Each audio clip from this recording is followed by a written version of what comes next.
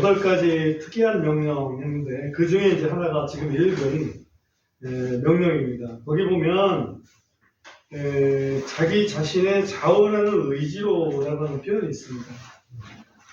우리가 헌물을 드릴 때 자기 자신의 자원하는 의지가 있어야 된다, 그런 말씀이죠. 하나님께서는 명령을 주십니다. 명령을 주시지만은 그것을 그 명령에 내가 그 명령에 제가 순종해서 내 뜻으로 드리겠나이다 하는 그런 그 순종의 믿음을 자원하는 의지라고 이렇게 표현을 하고 있습니다. 특히 번제 헌물에 대한 이 명령인데, 번제는 여러분 아시겠지만 하나님께 온전히 드리는 우리의 그 삶을 의미하고 있습니다. 그래서 하나님께 드리는 삶은 자신의 의지가 필요하다. 첫 번째 중요한 건 자신의 의지가 필요하다. 타인의 의지로 하나님을 섬길 수는 없습니다. 아무리 다른 사람이 이렇게 누가 그러죠? 소를 물을 먹이려고 저 겨울가에 끌고 갈 수 있어도 물을 먹게 할 수는 없다, 그죠? 그런 것처럼 하나님을 섬긴다는 것은 결국 자신의 의지가 필요하다. 그 다음에 또 하나는 자원하는 의지가 필요하다. 자원하는 의지. 자원하는 의지라는 것은 내가 억지로 하나님 섬기는 척하지 마라, 이거죠. 내가 정말 하나님 섬기길 원하는가? 내가 예수님을 정말 섬기길 원하는가? 그런 물음에 대해서 답을 할 수 있어야 됩니다. 그거와 관련된 것이 헌금에서도 나타나는데요. 아까 우연하게 우리 지영재님하고 점심시간 후에 헌금에 대해서 잠깐 얘기를 했었는데 이 말씀이 여기 준비된 줄 몰랐어요. 근데 고린도후서 9장 7절 한번 잠깐 보겠습니다.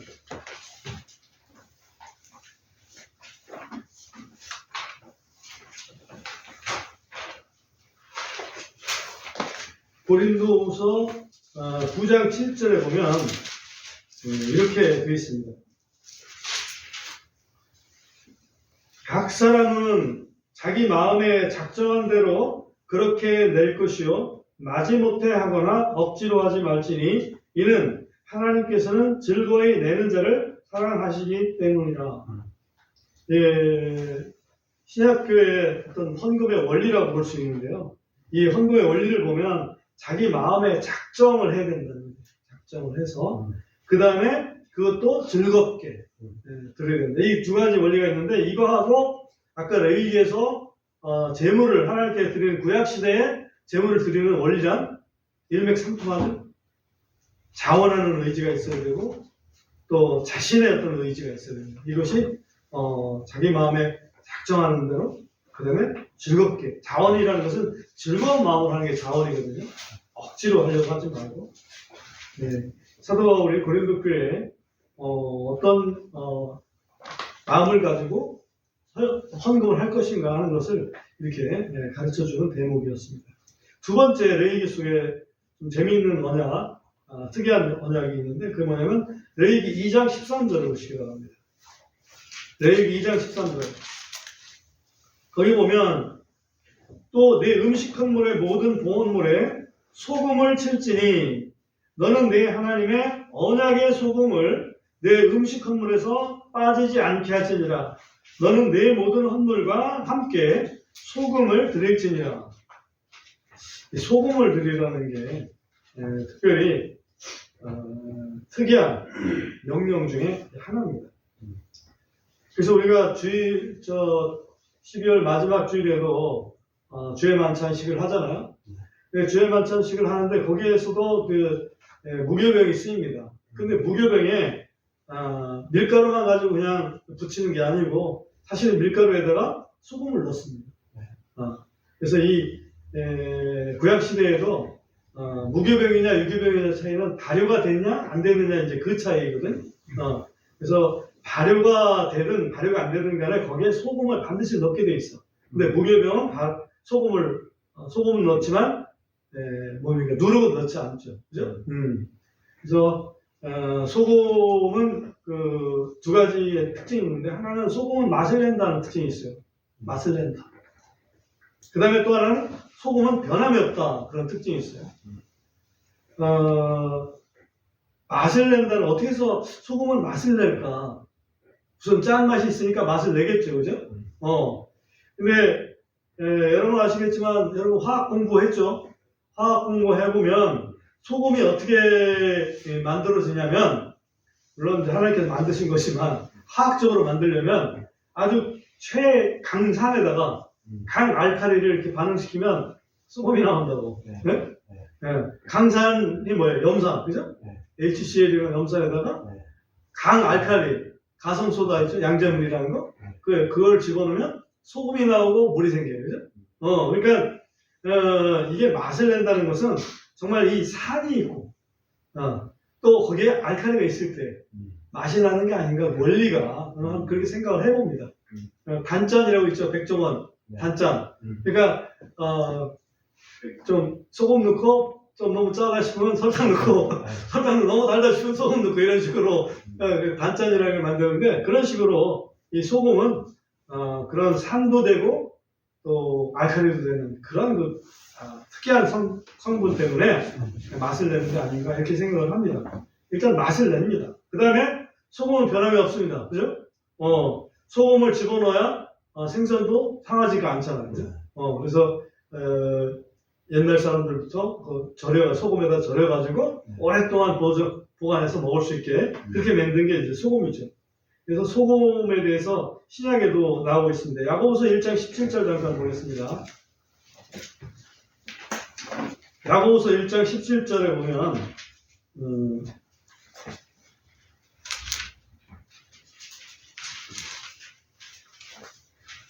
거기 보면 모든 좋은 선물과 모든 완전한 선물이 위에서부터 빛들의 아버지께로부터 내려오나니 그분께서는 변함도 없으시고 회전하는 그림자도 없으시니라. 그러니까 변함이 없는 그것을 하나님께서 강조하시기 위해서 소금 언약이라는 말을 쓰셔요. 그래서 하나님은 변함이 없으셔. 제일 좋아하는 어찌 보면 물질 중에 하나가 소금이 아닐까 싶어요. 소금 변하지 않으니까. 그래서 성경에서는 소금 언약이라는 말을 쓰고 있다. 그 다음에 세 번째 특이한 명령은 레위기 3장 8절입니다. 레위기 3장 8절에 보면 이걸 한번 같이 읽어봐야 되겠습니다. 레위기 3장 8절 같이 한번 읽어보겠습니다. 그는 시작. 그는 자기 허물의 머리에 안수하고 회중의 성막 앞에서 그것을 잡을 것이요 아론의 아들들은 그 피를 제사장에 돌아가며 뿌릴지니라. 지금 읽었습니다. 앞에 있는 그는 누구냐면 죄인입니다. 한마디로 죄인. 헌물을 끌고 온 죄인입니다. 그는 자기 헌물의 머리에 안수하고 회중의 성막 앞에서 그것을 잡을 것이요. 제가 질문합니다. 제물을 누가 죽입니까? 죄인입니까? 아니면 제사장입니까? 두 대답이 동시에 나왔거든요. 죄인이죠. 그죠? 여기 보면 이게 중요한 거예요. 그래서 다시 한번 보세요. 죄인은 그거예요. 저는 자기 헌물의 머리에 안수하고 회중의 성막 앞에서 그것을 뭐 할 것이요? 잡을 것이요. 누가 잡아요? 죄인이 잡는 거예요. 이게 굉장히 중요한 것이 우리가 주님은 빌라도가 죽였어. 나는 아무 상관없어. 이렇게 생각할 수 있어요. 근데 우리가 주님을 제물로 여긴다는 얘기는 우리가 주님을 죽인다는 얘기입니다. 우리의 죄가 주님을 죽인 거예요. 네? 제사장이 죽인 게 아니죠? 제사장은 뭐 했어요? 제사장은 그 피를 받아가지고 죄인이 죽이면 그 피를 받아가지고 그거를 이제 제단에 갖다가 뿌렸다. 피를 전달하는 역할만 해요, 제사장은. 그도 그럴 것이 예수님이 제사장이잖아요. 예수님이 자살했나요? 제사장이 자기를 죽였어요? 아니죠? 죽음에 내놓으신 거지 자기를 죽인 게 아니에요. 그러나 그 피를 가지고 하늘에 성소에 올라갔다고 되시죠? 이제 물론 영적입니다만 그것처럼 재물은 자기가 잡는다는 거지. 재물을 고를 때부터 자기가 골라요. 그리고 재물을 끌고 갈 때도 자기가 끌고 가요. 그리고 그 재물에 손을 얹을 때도 자기가 얹어요. 손을 얹고 뭐 하는 거죠? 내 죄를 고백하는 거지. 내 죄를 좀 재물 네가 내 죄를 대신 짊어져 다오. 그리고서는 그 사랑하는 재물을 죽이죠. 그렇기 때문에 그렇게 죽여놓고 또 사랑하는 재물을 또 죽이고 싶겠어요? 아니죠, 그죠? 내가 잘못하면 또 저놈이 죽는데 그렇게 생각하면 잘못을 한 번 더 하려고 그러다가 안 하게 되겠죠. 네, 이게 자기 재물은 자기가 잡는다. 이게 아주 그 레위기 속에 아주 특이한 명령이다 이렇게 볼 수가 있어요.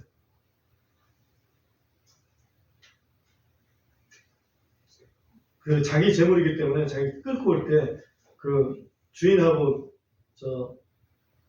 어린 양이라고 생각해보자고. 어린 양하고 눈이 안 마주치겠어요 항상? 맨날 마주쳤던 어린 양이거든요. 그놈을 내가 죽여야 돼요. 그죠? 그렇게 생각하면 그 죽인 사람이 계속 죄를 짓겠냐고. 우리 주님을 믿는다고 해. 주님을 믿는데 그 믿는다는 얘기는 내가 주님을 죽였어요. 내 죄가 죽였어. 근데 그 주님을 바라봐야 되는데 또 똑같은 죄를 계속 지려고 하겠냐고. 주님을 믿은 사람들은 똑같은 죄를 최대한 안 지려고 그래야지. 그죠? 그게 맞는 거 아니에요?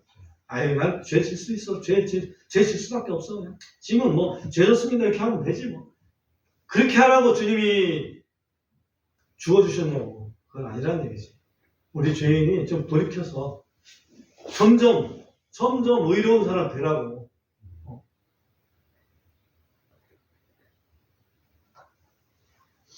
이게 중요한 겁니다. 재물은 누가 죽인다? 주인이 죽인다. 그 다음에 네 번째입니다. 레위기 13장 12절 13절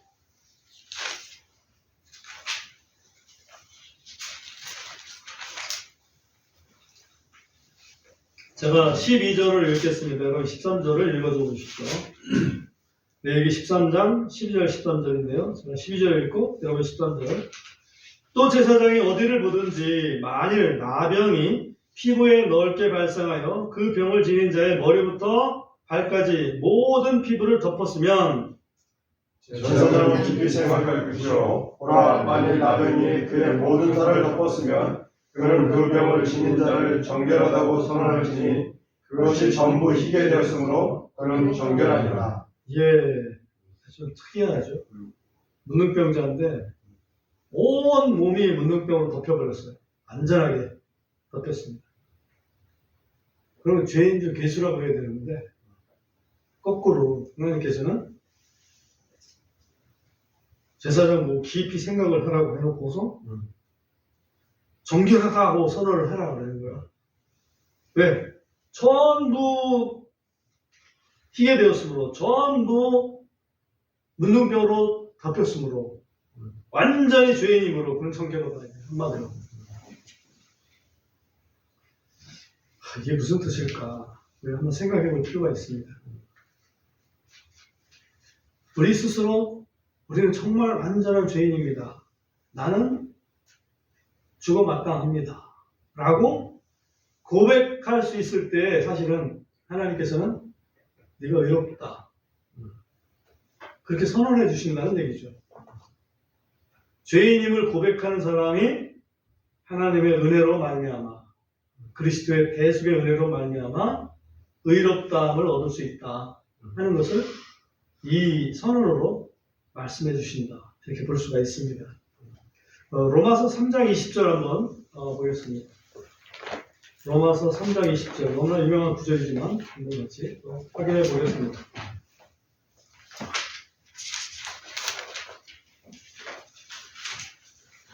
로마서 3장 20절 보면 그러므로 율법의 행위들로는 그분의 눈앞에서 의롭게 될 육체가 없나니 이는 율법으로 죄를 알게 되기 때문이라.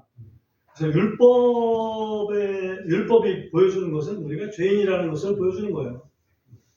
그러니까 율법으로 내가 의롭게 함을 입을 것이다 라고 이렇게 생각하는 것은 잘못된 거지. 율법으로 봤을 때 나는 완전히 죄인입니다. 틀림없이 죄인입니다. 라고 고백을 할 때 우리 하나님께서는 하나님의 눈앞에서는 네가 의롭다 라고 이렇게 해주시는 거죠.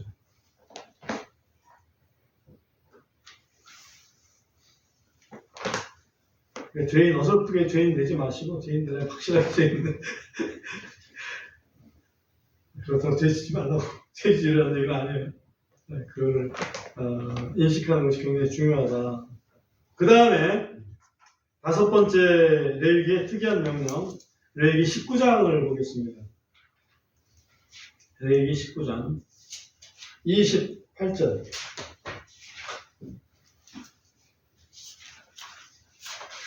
여기 보면 너희는 죽은 자들을 위하여 살을 베지 말며 너희 위에 어떤 표도 새기지 말라. 나는 주니라. 나는 주니라 이 말은 나는 여호와니라 이 말이에요. 그러니까 여기에 더 강조점은 어떤 부분이냐면 너희 살에다가 문신 새기지 말아라. 문신 새기지 말아라. 여러분 문신이 우상 숭배의 표라고 하면 여러분 하겠습니까? 안 하겠죠? 요즘에 스포츠 선수들 세게 보이려고 문신합니다. 조폭들도 세게 보이려고 호랑이 문신을 합니다. 율법은 문신을 금하고 있다. 금하고 있잖아요. 어떤 표도 그 피부에다가 이렇게 새기지 말아라. 왜 이 피부에다가 이런 문신 새기지 말라고 율법에다가 기록을 해놓으셨을까? 내가 한번 생각을 해봤습니다. 그랬더니 우리 옛날에 그 조상들이 유학을 배우면서 늘 얘기했던 게 있습니다. 신체 발부는 수지보고라. 그죠? 네. 그러니까 몸뚱아리 다 우리 부모님한테 물려받은 것이니까 그거 함부로 손대서는 안 된다. 이런 얘기죠. 근데 실질적으로 우리 몸의 소유권은 하나님께 있습니다. 그러니까 하나님께 있는데 그거를 갖다가 뭔가 표를 내서 우상 숭배하는 데 쓴다 그러면 하나님이 그거 질투 안 하시겠어요? 질투하시죠. 여러 번 얘기하지만 시기하고 질투는 다른 거예요. 시기는 남이 가지고 있는 거 뺏으려고 하는 시기심이고, 질투심은 내 건데 남이 뺏어가려고 하는 거, 못 뺏어가게 하는 거 질투심이에요. 하나님은 질투의 하나님이에요. 시기의 하나님이 아니고. 왜? 우리를 하나님께서 소유하고 계신데 우리 거를 마귀가 뺏어가려고 하니까 질투하시는 거란 말이죠. 그래서 우상 숭배를 되게 질투하신다고. 그러니까 우리는 우리 그리스도인들은 치유 목적이 혹시 있을지 몰라도 그런 게 아니라면 문신 안 하는 게 맞습니다. 그죠? 그리스도인들도 세 보이려고 문신하고 그러면 안 된다는 얘기죠. 제가 차두리 선수 축구 선수라서 그런가 차두리 선수 크리스찬을 알고 있는데 문신 막 했잖아. 그래서 저건 아닌데. 아무리 좋은 걸 이렇게 쓴다고 해도 그건 아닌데 라는 그런 생각이 좀 들었어요. 본명을 내가 이름을 해서 미안합니다. 자, 6번째 봅니다. 6번째 레위기 19장 31절 가보겠습니다.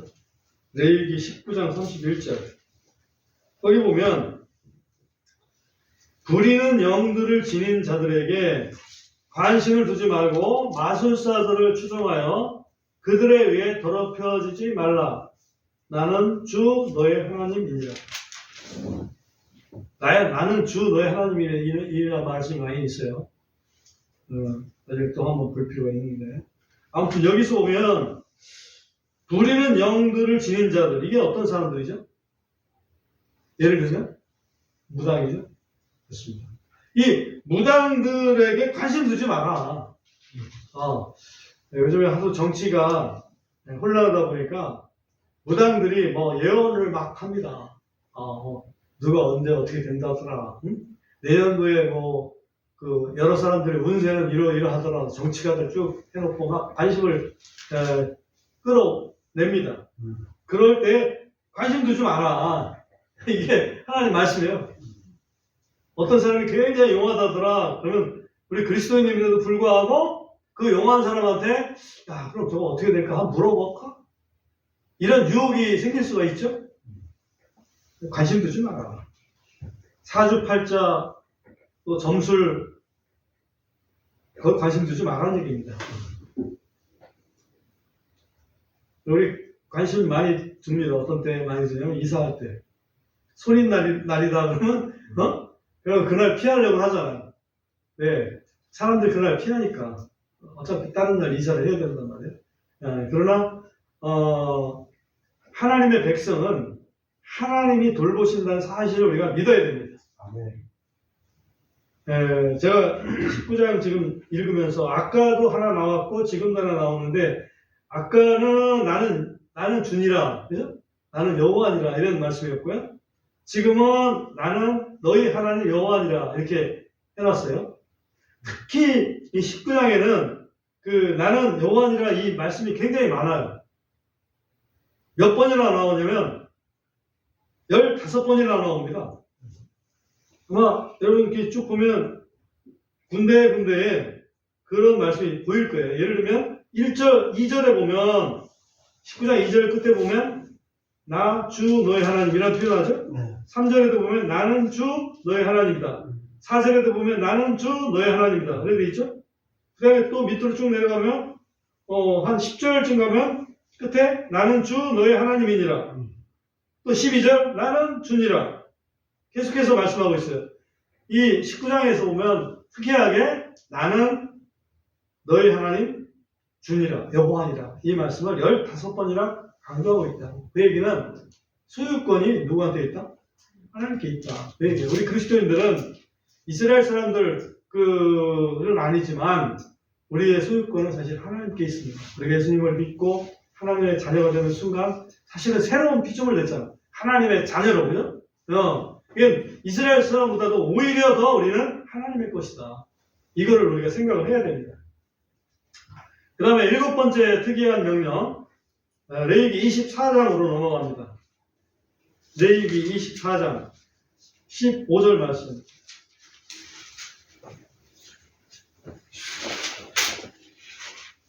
24장 15절 말씀 한번 같이 읽어보겠습니다.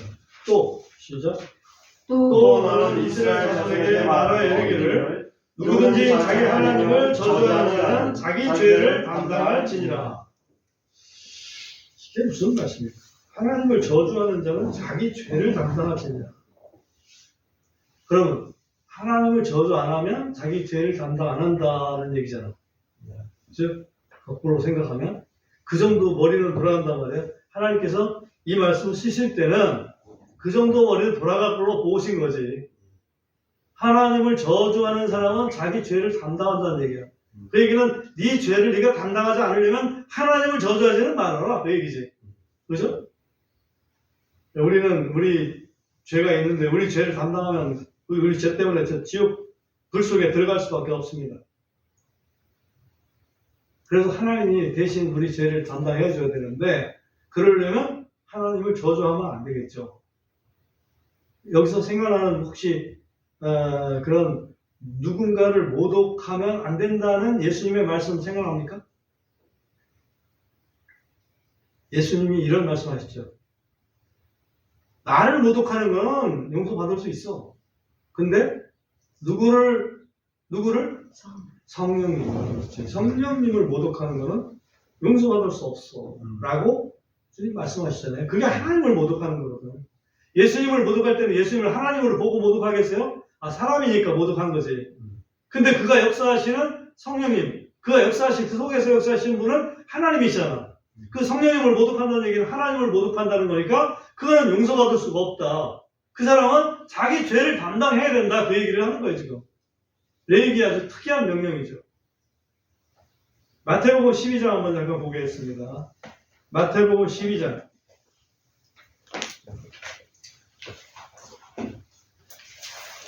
(31절)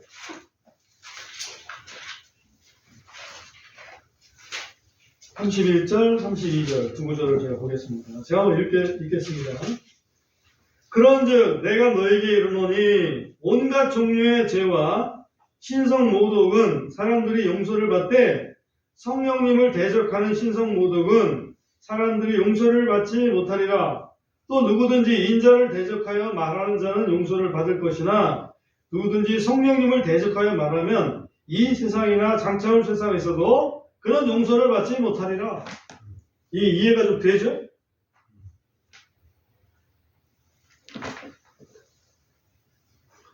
그러다 보니까 예를 들면 예수님께서 십자가에서 우리 죄 때문에 달려 돌아가셨습니다. 근데 그 예수 믿는 사람들은 다 그렇게 믿어요. 그런데 그 예수님은 십자가에 달리신 것이 저주를 받아서 십자가에 달리신 거다.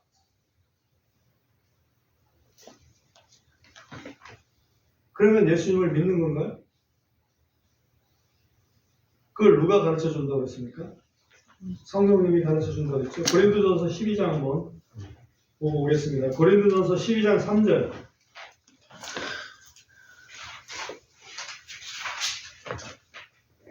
너무 유명한 구절입니다. 고린도전서 12장 3절 같이 읽어보겠습니다. 그런즉 시작. 그런즉 내가 너희를 깨닫게 하노니 하나님의 영에 의해 말하는 자는 아무도 예수님을 저주받은 자라 부르지 아니하며 또 성령님에 의하지 아니하고서는 아무도 예수님을 주라고 말할 수 없느니라. 그러니까 우리가 예수님이 주님이시다, 예수님이 그리스도라고 말하는 것은 성령님께서 가르쳐 주시기 때문에 할 수 있는 거예요. 예수님이 그리스도라고 하는 것을 쉽게 믿을 수 있는 것 같아요. 성령께서 그 믿음을 주시기 때문에 우리가 믿는 거라고. 마귀들, 성경에 나오는 그 귀신들이 예수님이 하나님의 아들이라는 걸 알잖아요. 하나님의 아들 왜 오셔가지고 나를 괴롭게 하십니까? 라고 그런 얘기를 합니다. 근데 그 귀신들이 고백하지 못하는 게 있어요. 예수님을 뭐라고? 주라고. 그리스도라고 고백하지 못한다. 그걸 얘기하는 거예요. 그래서 오늘 내용에서 그 7번째 특이한 것은 하나님을 저주하는 자는 자기 죄를 감당한다. 다시 말하면 하나님께서 자기 죄를 담당해 줄 사람은 하나님을 저주할 자 아니고 그리스도를 저주받은 자라고 하는 게 아니라 그리스도는 우리 죄 때문에 돌아가신 분, 그죠? 죽으신 분, 그렇게 믿는다 이 말이죠. 그 다음에 마지막으로 8번째 레위기 27장 보시겠습니다. 레위기 27장 29절.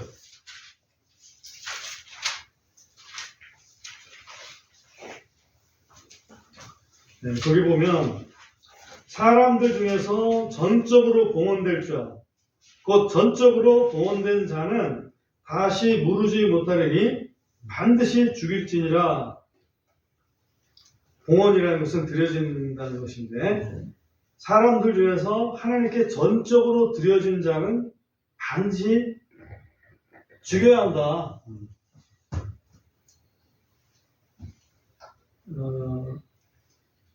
이 말 한번 잘못해가지고 자기 딸을 희생제물로 바친 사람이 있죠? 누구죠? 사사 중에 입다, 그죠? 기억나죠? 입다. 입다라는 사람이 하나님의 부르심을 받고 출전하면서 하나님, 제가 이기고 돌아올 때, 승리하고 돌아올 때 우리 집에서 누가 제일 먼저 나와서 나를 환영하면 그를 하나님께 제물로 바치겠습니다. 하나님이 얘가 제물을 바치래? 이거 바치라고 안 했어. 그런데 제물을 바치겠습니다. 그렇게 일종의 서원이죠. 근데 딱 돌아왔는데 무남동녀 외동딸이 아빠 승리를 환영합니다. 제일 먼저 나와서 환영하니까 입다가 억장이 무너졌잖아요. 자기 종들 중에 하나가 누가 승리를 환영할 줄 알았는데 외동딸 하나가 무남동네 외동딸이 나와서 그러는데 참 어쩔 수가 없었어요. 서원한 거라.